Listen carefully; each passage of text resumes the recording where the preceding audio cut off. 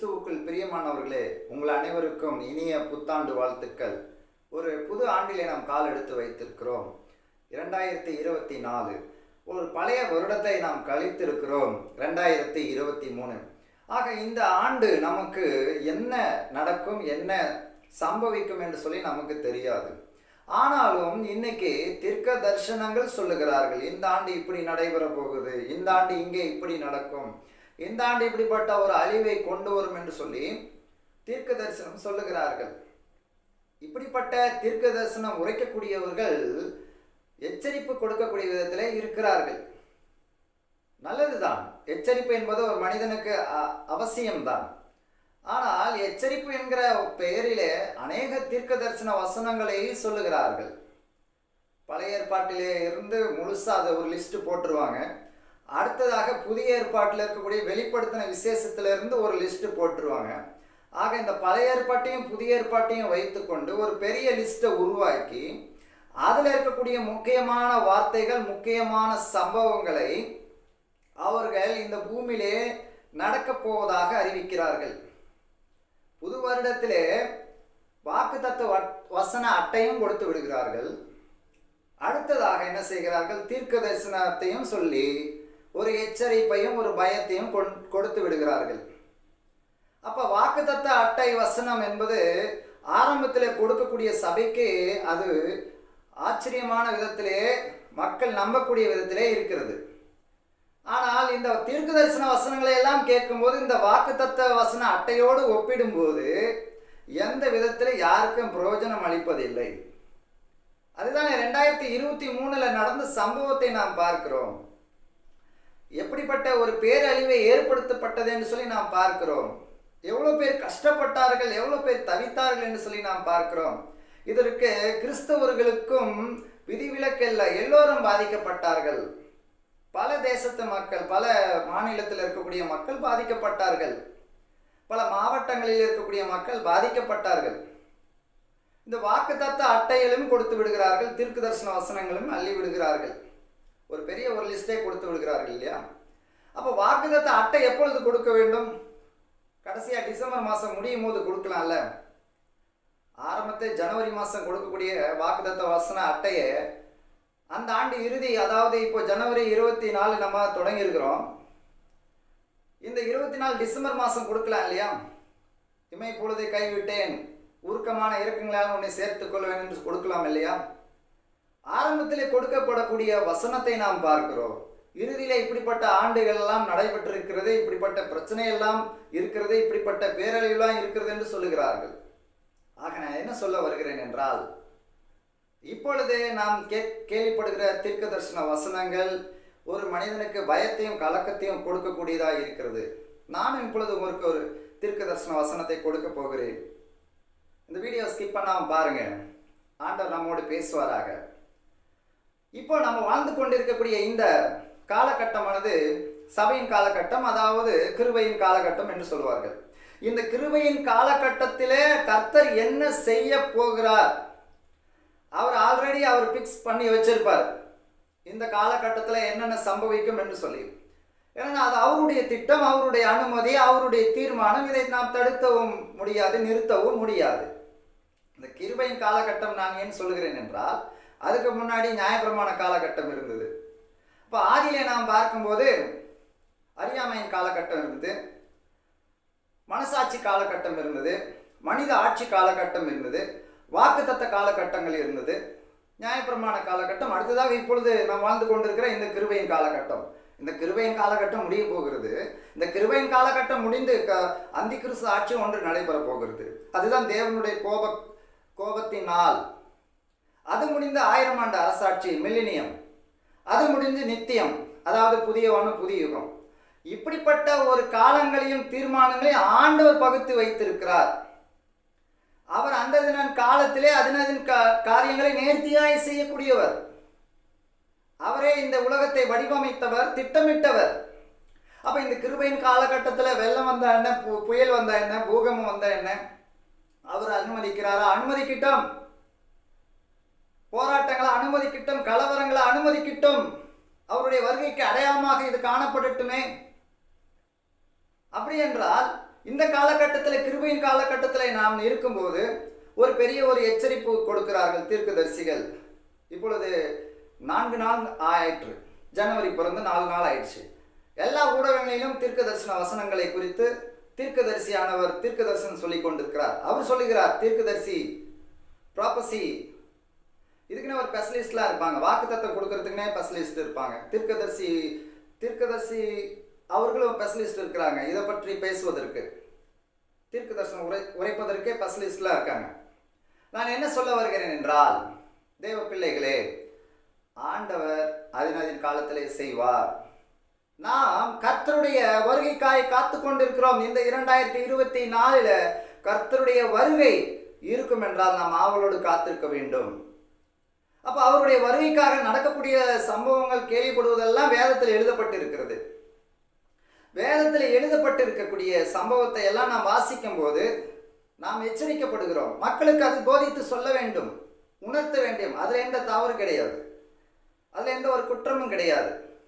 ஆனால் ஒவ்வொரு ஆண்டையும் காலத்தையும் பிரித்து 23 தீர்க்க தரிசனம் உரைத்தேன், 24 இப்பொழுது நான் தீர்க்க தரிசனம் உரைக்கிறேன். ஒவ்வொரு காலத்தையும் பிரித்து, ஒவ்வொரு ஆண்டையும் பிரித்து கூறுவது மதீனமான ஒரு காரியமாக இருக்கிறது. பிரியமானவர்களே, பாவம் அப்பாவி ஜனங்கள், அவர்களை நினைத்து நான் வேதனைப்படுகிறேன். ஏன் வேதனைப்படுகிறேன் என்றால், இந்த தீர்க்கதரிசி என்கிற சொல்லுகிறவர்களுடைய வார்த்தையை நம்பி, அவர்களுடைய பாழாக்கக்கூடிய வார்த்தைகளை நம்பி பயப்படக்கூடியவர்களாகவும் குழப்பம் அடையக்கூடியவர்களாகவும் இருக்கிறார்கள். ஏன் குழப்பம் அடைகிறார்கள்? அவர்கள் தீர்க்க தரிசன வசனத்தை எல்லாம் ஆங்காங்கே பொறுக்கி எடுத்து ஒரு பெரிய ஒரு பட்டியல் வைத்துக்கொண்டு, அது கிருபையின் காலத்தில் நடக்க போகக்கூடிய வசனமா, இல்லை உபத்திரவ காலத்தில், அதாவது அந்தி கிறிஸ்து ஆட்சியில் நடக்க போகக்கூடிய உபத்திரவத்திற்கான வசனமா, இல்லை 1000 ஆண்டு அரசாட்சி காலத்தில் நடக்க போகிற வசனமா, நியாய தீர்ப்பு நாளில் நடக்க போகிற வசனமா என்று பகுத்தறியாமல் போதிக்கக்கூடிய தீர்க்கதரிசிகள் இருக்கிறார்கள். பிரியமானவர்களே, வாக்குத்தத்த காலகட்டத்தில் வாழ்ந்தபோது ஆண்டவர் ஆபிரகாமுக்கு கொடுத்த அநேக வாக்குத்தத்தங்களை நாம் பார்க்கிறோம். அது எல்லோருக்கும் தெரியும். அதன் பிற்பாடு அநேக தீர்க்கதரிசிகள் எழும்பினார்கள். எழும்பி வரப்போகிற சம்பவங்களை குறித்து உரைத்தார்கள், போதித்தார்கள், பிரசங்கம் பண்ணினார்கள். இப்போ நம்முடைய கைகளிலே 66 புத்தகங்கள் இருக்கிறது. தேவன் ஆவியானவர் மூலமாக மனிதனோடு பேசின வார்த்தைகள் எல்லாம் நம் கரத்தில் இருக்கிறது. வேதம் முழுமை பெற்றிருக்கிறது. வெளிப்படுத்தின விசேஷம் எழுதின யோவானுக்கு எல்லா காரியமும் வெளிப்படுத்தப்பட்டு இருக்கிறது. இந்த வெளிப்படுத்தின விசேஷத்தோடு நம்ம வேத புத்தகம் முடிவடைகிறது. நான் என்ன சொல்ல வருகிறேன் என்றால், எழுதப்பட்டிருக்கிற, ஏற்கனவே எழுதப்பட்டிருக்கிற வேத வசனத்தை எடுத்து மக்களுக்கு எச்சரிப்பாய் சொல்லுவதுதான் உண்மை. அவர்கள்தான் உண்மையான தீர்க்கதரிசி. ஏற்கனவே தீர்க்கதரிசியாலே உரைக்கப்பட்ட அந்த வார்த்தை போதகர் ஒருவர் மீண்டும் ஒருவர் எடுத்து கூறுவார் என்றால் அதுவே தீர்க்க தரிசன வார்த்தை, அதுவே தீர்க்க தரிசன ஊழியம். விசேஷமாக வெளிப்படுத்தின விசேஷத்தில் சொல்லப்பட்டிருக்கிற, இப்பொழுது நடக்க போகிற கிருபையின் காலத்தில் நடக்க போகிற வசனங்களை எடுத்து போதிக்கும் போது அவர் தீர்க்கதரிசியாக காணப்படுகிறார். சில பேர் சொல்லுவாங்க, ஆண்டவர் இந்த சமயத்தில் எனக்கு வெளிப்படுத்தி கொண்டிருக்கிறார், இந்த 24 ஆண்டவர் என்னோட பேசினார். ஏன்னா 24 தான் ஆண்டவர் பேச ஆரம்பிச்சிடறார் நிறைய பேர்கிட்ட. எச்சரிப்பாக இருப்போம். பிரியமானவர்களே, பவுல் இப்படியாக எழுதுகிறார். என்ன எழுதுகிறார்? 2 தீமோத்தேயு 3ஆம் அதிகாரத்தில், 2 தீமோத்தேயு 3ஆம் அதிகாரம் 1 வசனத்தில், மேலும் கடைசி நாட்களில் கொடிய காலம் வரும் என்று அறிவாயாக. எப்படி எனில், மனுஷர்கள் தற்பிரியராயும் பணப்பிரியராயும் வீம்புக்காரராயும் அகந்தை உள்ளவர்களாயும் தூசிக்கிறவர்களாயும் தாய் தகப்பன்மாருக்கு கீழ்ப்படியாதவர்களாயும் நன்றி அறிவது இல்லாதவர்களாயும் பரிசுத்தம் இல்லாதவர்களாயும் சுபாவ அன்பு இல்லாதவர்களாயும் இணங்காதவர்களாயும் அவதூறு செய்கிறவர்களாயும் இச்சையடக்கம் இல்லாதவர்களாயும் கொடுமை உள்ளவர்களாயும் நல்லோரை பகைக்கிறவர்களாயும் துரோகிகளாயும் துணிகரம் உள்ளவர்களாயும் இருமாப்புள்ளவர்களாயும் தேவ பிரியராய் இராமல் சுபபோக பிரியராயும் தேவ பக்தியின் வேஷத்தை தரித்து அதன் பலனை மறுதளிக்கிறவராயும் இருப்பார்கள். பிரியமானவர்களே, கடைசி காலங்களில் இப்படிப்பட்ட கொடிய சம்பவங்கள் வரும். இது எது கடைசி காலம்?